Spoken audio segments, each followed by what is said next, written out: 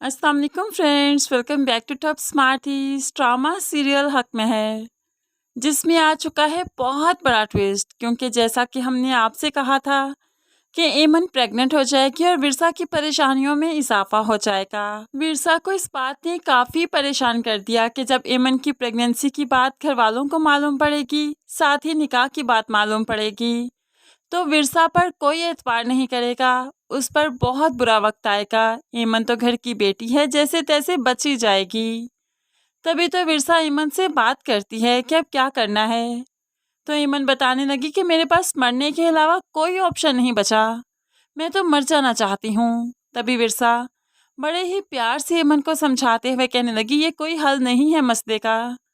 तुम्हें जाकर शाहिद के घर वालों से फिर से मिलना है, उसकी माँ को कॉन्फिडेंस में लेते हुए सारी सच्चाई बतानी है। होप्स हो कि वो तुम्हारी मदद कर दे। और जानती हो एमन, अगर वो तुम्हारी मदद कर देगी तुम इस परेशानी से बच जाओगी। शाहिद को इस बच्चे के बारे में मालूम पड़ जाएगा तो होप्स हो कि अपने बच्चे की खबर सुनते ही वो जल्द अज जल्द वापस आने की कोशिश करे।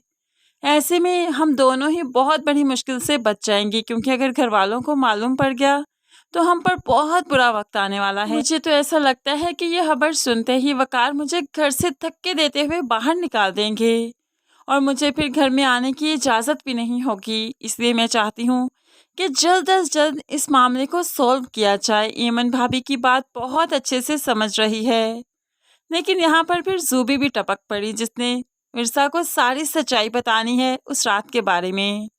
अब यहाँ पर आई तो बहुत ही दिलचस्पी से ईमन को सारा कुछ बताने लगी कि कैसे उसने वकार के लिए अरेंजमेंट्स की थी उसकी बर्थडे की, और फिर वकार ने अपनी खुशी अपनी मर्जी से उसके साथ पूरी रात रहने का प्लान किया। ऐसे में उन्होंने काफ़ी इंजॉय किया, काफ़ी अच्छी रात गुजरी उनकी। वो ये सब कुछ विरसा को सुनाने के लिए ही तो कर रही थी। विरसा ने जब सारी बातें सुन ली तो जुबी से कहने लगी, तुम भला ये सारी बातें यहाँ पर आकर क्यों कर रही हो, तुम्हारा क्या मकसद है? तो जुबी तो विरसा पर भड़कने लगी, मैं यहाँ पर आकर बात नहीं कर रही, मेरी दोस्त है यहाँ पर और उससे अपनी एंजॉयमेंट अपनी एक्साइटमेंट शेयर कर रही हूँ। क्यों, कोई मसला है तुम्हें? अगर तुम्हें नहीं सुनना तो यहाँ से जा सकती हो तुम। विरसा एकदम से परेशान हो गई, क्योंकि विरसा से वकार ने कहा था कि वो अपने दोस्त के साथ था और पूरी रात दोस्तों के साथ ही गुजरी। लेकिन मिर्जा को शक तो यही था कि वो जूबी के साथ है, बस दिल मानने को तैयार ही नहीं था। दूसरी तरफ हारिस साहब को जब फरमान ने बताया कि आदिल मिर्जा से मिलने गया था और उसने वीडियो भी बनाई थी, लेकिन उसका मोबाइल हादसे की नज़र हो गया, इसलिए रिकॉर्ड उसके पास मौजूद ही नहीं। हारिस साहब को काफ़ी गुस्सा आया आदिल पर कि मेरे साथ चालाकी कैसे कर सकता है। वो तो आदिल को फ़ोन करते हुए कहने लगे, तुम मेरे साथ सिंसियर हो ही नहीं सकते। जिसने पहले कदम पर मुझसे झूठ बोला वो भला मुझसे आगे वफा कैसे कर सकता है। मैं तो चाहता था कि तुम्हारी विरसा तुम्हें लौटा दूं, लेकिन मुझे नहीं लगता कि तुम मेरे साथ सिंसियर हो, इसलिए मैं तुम्हारी मदद नहीं कर सकता। दूसरी तरफ फरमान भी अब आदिल के घर पहुंच जाता है, मारपीट करने के लिए, उसे ये उगलवाने के लिए कि वो वाकई विरसा के घर गया था।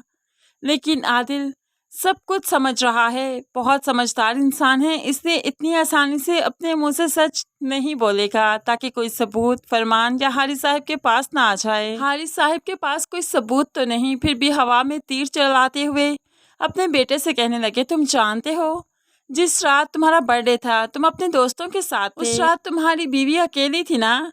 क्या तुमने पूछा कि घर में कौन आया था? आदिल आया था घर में और काफी देर वो तुम्हारी बीवी के साथ रहा।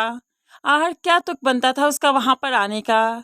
क्या वो लड़की अपनी आदतें चेंज नहीं करेगी? क्या वो बदकिरदार है तो हमेशा बदकिरदार ही रहेगी? अब तो वकार से बर्दाश्त ना हुआ कि मजीद अपने बाप के अल्फाज सुन सके, इसलिए उन्हें शटअप कॉल देते हुए कहने लगा, बस कीजिए बाबा, अब जानते हैं हम किसके बारे में बात कर रहे हैं। मेरी बीवी के बारे में कर रहे हैं, मेरे निकाह में है वो किससे मिलती है, क्या करती है, किससे बात करती है, मैं सब जानता हूँ। आप इस तरह मेरी बीवी पर इल्जाम कशी कैसे कर सकते हैं? बार बार उसे बदकिरदार कैसे कह सकते हैं?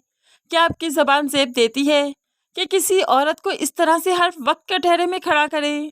मत भूलें बाबा, आप जिस पर इल्जाम लगा रहे हैं वो एक औरत है। बेशक औरत अपनी पाक दामनी का सबूत नहीं दे सकती, लेकिन फिर भी अगर वो बेकसूर है तो उसकी आह अर्श तक जाती है, और डरे उस वक्त से जब विरसा की आह अर्श तक जाएगी।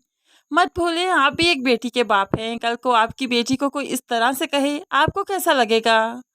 हारिस साहब तो वकार का ये रवैया देखकर दंग रह गया, बस देखता ही रहा कि वकार तो अभी भी बहुत चाहता है विरसा को, उस पर अंधा यकीन करता है, उससे मोहब्बत करता है। आहर ये मोहब्बत कैसे नफरत में बदलेगी? वकार साहिब तो हर हद पार करना चाहते हैं, किसी भी मौके को गंवाना नहीं चाहते कि विरसा को बदकिरदार साबित कर सके, वकार की जिंदगी से निकालने का कोई प्लान बना सके। लेकिन फिर वाकई हारिस साहिब को अकल तभी आएगी जब मकाफात उनके सामने आएगा।